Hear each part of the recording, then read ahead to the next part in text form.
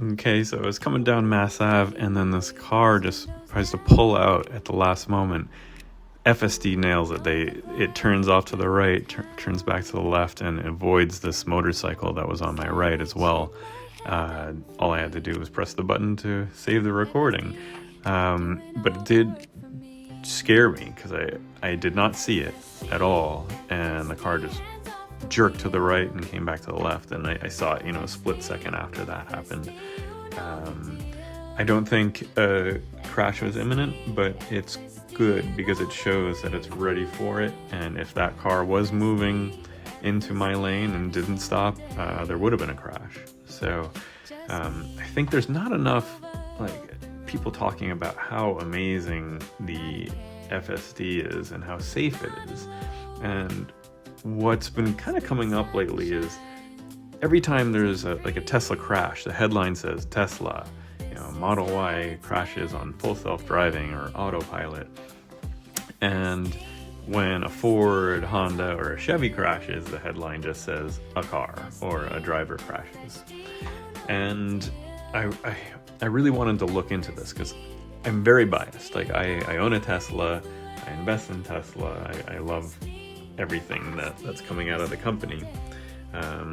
There's a lot of Elon hate, and while I think some of it's deserved, he's overall a net positive for the world.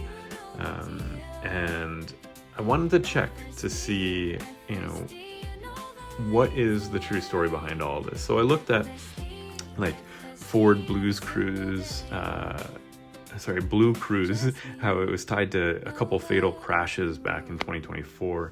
There was a full NTSB hearing, NHTSA, engineering analysis, and the system literally was programmed to ignore stationary objects when it was going above 62 miles an hour, which is crazy.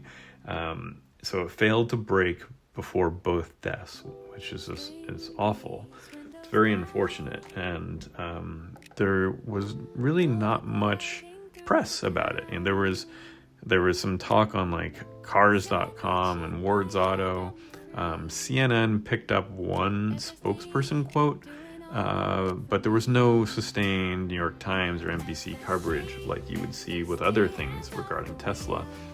So compare that to the recent Katy, Texas crash, where the driver was on FSD, but then overrode the system and floored the pedal to 100%, getting up to 73 miles an hour, and crashed into a house, unfortunately killing a woman that was in her house at the time.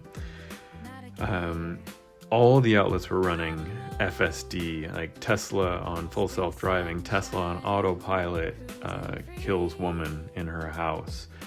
And, they don't mention anything about a driver. Later on, it was, the man was charged with manslaughter. It was obvious that he was the one who was at fault, at least enough to charge him with manslaughter. It's still running through the whole court system, but I have a feeling that he's going to be found guilty and that Tesla is not at fault there. But we'll see what happens. But you saw it all over the news, and it was about Tesla crash, Autopilot, FSD runs into a house, and then there's no retraction later on.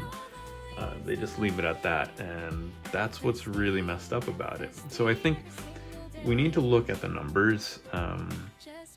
The numbers are real, but the way we compare them, I think, is broken. So in 2022, there was 273 Tesla crashes out of 392 crashes that were using level 2 and self-drive. And Teslas automatically report crashes. That's one thing that skews a lot of this. When there is a crash, Tesla automatically sends it to Tesla and it's reported. The other car makers rely on customer complaints or news stories to even find out, and so a lot of them don't get reported. The Tesla systems also run everywhere. Run on highways, city streets, neighborhoods, you name it, off-road even. And Ford and GM's hands-free systems only work on highways, and sometimes only on certain highways. And so, as we all know, city streets are way more dangerous to drive on, and a lot more accidents happen on city streets. So 415 of those were on highways of the 1,280 crashes, and 537 have no road type even reported, so we don't know where it happened. But there's a good chance that the majority of them were on city streets and not on highways. Number two really is Ford never called BlueCruise self-driving, and Tesla named its systems Autopilot and full self-driving, which I think, in my opinion, is a marketing misstep. It's not there yet, and they shouldn't name it that way. When a car markets itself as self-driving and it crashes, the media is going to jump on that. That's just interesting for them. And I think another thing is, like, they've added in supervised to FSD's name, but I think it's kind of too little too late in that sense. But luckily FSD is getting way better, and I think it's almost at the point where we can call it full self-driving and not use supervised anymore. That's coming soon. And the third reason is just Elon is, quite the figure. He's not just a CEO anymore. He has Doge, he has his ties with the Trump administration, he owns X. People either love him or hate him. And so he's a polarizing figure. When things come up with Tesla, people automatically think of Elon. So it gets more clicks in that sense. And then, so once someone's a political figure, everything with their name on it gets pulled into that same scrutiny. Like, a lot of us don't even know who Ford's CEO is or Honda's CEO. It doesn't generate that kind of gravity. Another thing is this advertising angle. This, a lot of people might consider a tinfoil hat thing. But Tesla spends $0 on traditional advertising. VW and Toyota spend $4 to $6 billion a year on that. So advertisers such as NBC and CNN probably don't want to be bad-mouthing the people paying their bills. So that's worth raising as kind of a structural difference. It's not a proof of a conspiracy, but I think, as we've seen with like big pharma, a lot of times people don't want to badmouth the people paying their bills. So anyway, some people say the media hates Tesla, and it's really a combination of things. I think the real data Tesla generates more of, so it looks like Tesla is not doing well, even though I know it is doing great. I've been driving or having full self-driving drive me around for 8 or 9 months now. I know the tech is wonderful.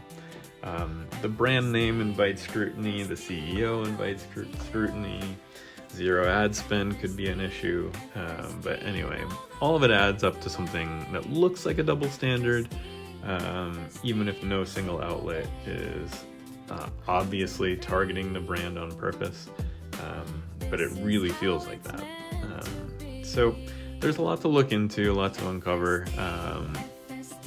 There is definitely more people saying in the headlines that Teslas are crashing, and it's something to I think we should make noise about and point it out every time that a car crashes. Say, hey, why are you saying this is a Tesla? Hey, now that a Tesla's crashing, you're naming a name. So we need more honesty and more transparency, I think, in our traditional media.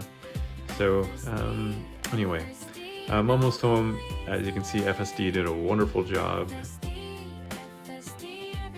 especially here where it recognized that girl's hand signal, so I go down the road. Anyway, please do like and subscribe. It really helps the channel, and I appreciate it. You can check out all the other videos, and I look forward to seeing you guys in the next video.